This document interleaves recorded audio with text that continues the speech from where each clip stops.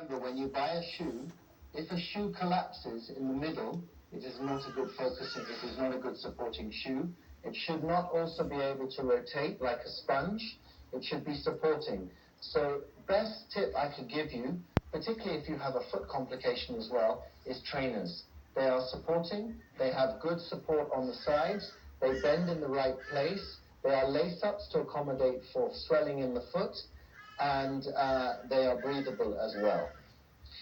Boots as well is something that you need to watch out for because, again, they don't have much support, they're not malleable, they can't be bent, and if you've got a shoe with an excessively high heel, it puts too much focus and pressure on the front of the foot, allowing the patient to develop corns and calluses and irritation in the skin.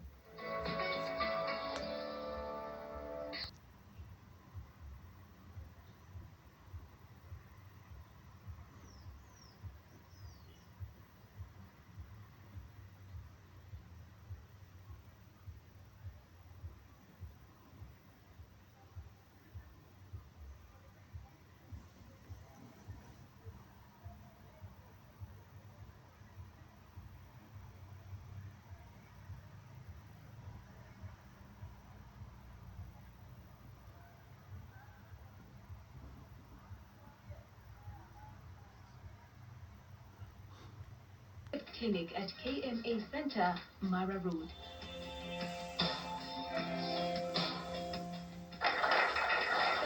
Thank you very much, Dr. Catherine Mutisia. But you know, most of us confuse. Most of the people will always confuse to differentiate between the role of a psychiatrist and a psychologist. What's the difference? Actually, psychiatrists and psychologists work together. But a psychiatrist is a medical doctor. You have to be a doctor first before you can now specialize in a master's in psychiatry. Psychologists do not necessarily have to be medical doctors. You train in psychology, bachelor's degree, then you can go ahead and do a master's in psychology. There are different fields. You can do counseling psychology or clinical psychologist or educational psychologist. But we work in and together. Psychiatrists will prescribe medication and can also give psychotherapy. Clinical psychologists mainly major in psychotherapy. But both professionals will prevent and also treat mental illnesses. Okay, yes. Thank you very much. Welcome to Doctors on Call. And up next is a profile of Dr. Collis, FB, who is a foot specialist or a podiatrist.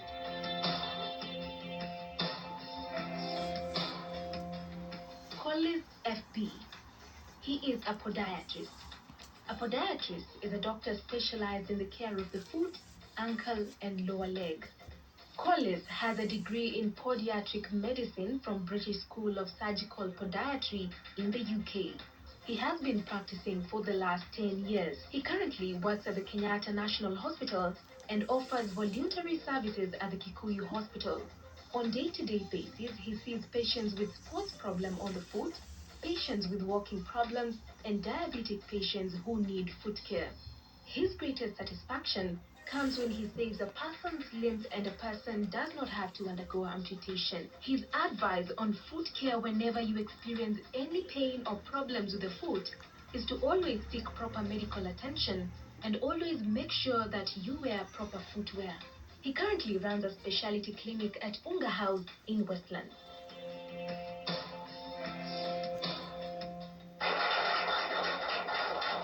Thank you very much, Dr. Collins. And you know, the trend of wearing high heels is becoming an addiction, and mostly to women.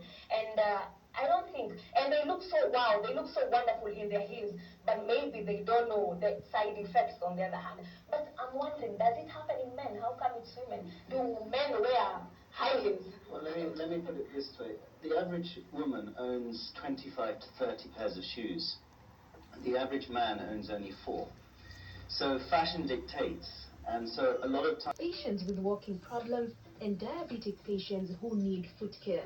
His greatest satisfaction comes when he saves a person's limbs and a person does not have to undergo amputation. His advice on foot care whenever you experience any pain or problems with the foot is to always seek proper medical attention and always make sure that you wear proper footwear. He currently runs a specialty clinic at Unga House in Westlands.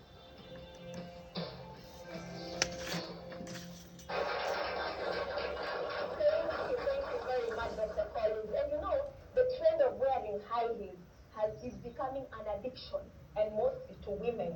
And I don't think, and they look so wow, they look so wonderful in their heels, but maybe they don't know the side effects on the other hand. But I'm wondering, does it happen in men? How come it's women? Do men wear high heels? Well, let me put it this way. The average woman owns 25 to 30 pairs of shoes. The average man owns only 4. So fashion dictates, and so a lot of times women will want to wear fashionable shoes at any time. Men don't really care. So men, it's changing. Current trends are changing a little bit now. Men are going to more of a higher heel, but they're still not an excessively high heel, which is going to put trauma on the foot and create other problems. And for instance, let me ask you, how many pair of shoes does your wife have? My wife probably has about 65 pairs of shoes. And you? About 4. Thank you very much for joining us on the call. And up next is the profile. Remember, we have a pediatrician here with us, and mostly parents out there, maybe they're crying, their children are just having runny nose and they are coughing. We have a pediatrician right here with us, but let's have a look at his profile first.